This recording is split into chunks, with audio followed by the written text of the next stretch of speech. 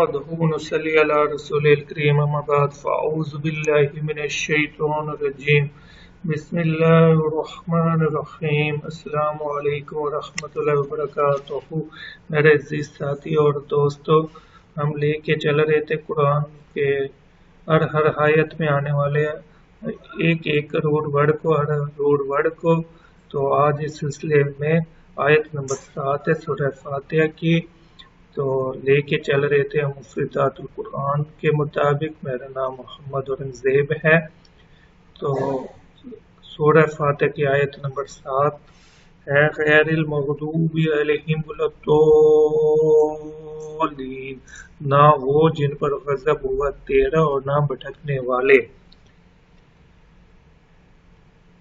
تو سورہ فاتحہ کی آیت نمبر 7 میں 3 روٹ ورڈ آتے ہیں۔ آج ہم نے صرف ایک ہی روٹ ورڈ لینا ہے۔ میں نے اپنی پچھلی ویڈیو میں کہا تھا کہ میں 2 الفاظ کو لے لوں گا، لیکن اپنے فولڈرز کو آرگنائز کرنے کے لیے میں ہر روٹ ورڈ پہ ایک ہی ویڈیو بناؤں گا انشاءاللہ العزیز۔ تو آج صرف ایک ہی روٹ ورڈ لیں گے، غین یا را والا، غیر کا، تاکہ غیر والا لفظ ایکسپلین ہو جائے۔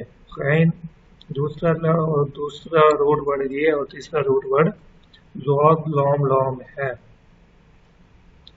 تو آئیے لیتے ہیں آج کے روٹ ورڈ کو۔ آج کا روٹ ورڈ غین یا را کو۔ تو غین یا را غیر، امام صاحب فرماتے ہیں یہ محض نفی کے لیے آتا ہے، یعنی اس سے کسی دوسرے معنی کا اثبات مقصود نہیں ہوتا۔ جیسے وہ فرماتے ہیں کہ یعنی میں ایسے آدمی کے پاس سے گزرا جو کھڑا ہی نہیں تھا، جو آدمی ہے ہی نہیں تو اس کے پاس سے بندہ کیسے گزر سکتا ہے۔ پھر قرآن شریف سے اس کا سے محض نفی ہونا بتاتے ہیں اور دلیل پیش کر رہے ہیں۔ قرآن شریف کی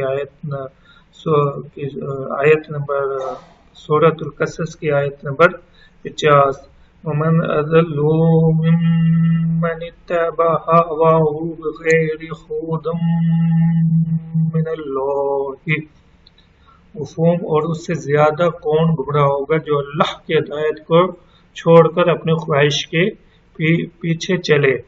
تو اس کا مطلب ہوتا ہے سوا اور محض نفی کے لیے آتا ہے، تو اس کے تو مطلب خلاصہ بنانے کی ضرورت نہیں ہے۔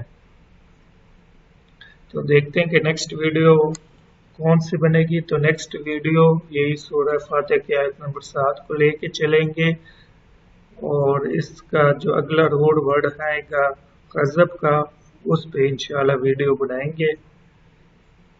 تو اگر آپ کو میری ویڈیو پسند آ رہی ہیں تو میری ویڈیوز کو لائک کیا کریں، کمنٹ کیا کریں، شیئر کیا کریں، اور میرے چینل کو سبسکرائب کریں، اور چینل کو لازمی سبسکرائب کریں۔ ویڈیوز کو ہر ویڈیو کو لائک کیا کریں، ہر ویڈیو کو شیئر بھی کیا کریں، تاکہ آپ کے لیے اور میرے لیے ذخیرہ آخرت بنے۔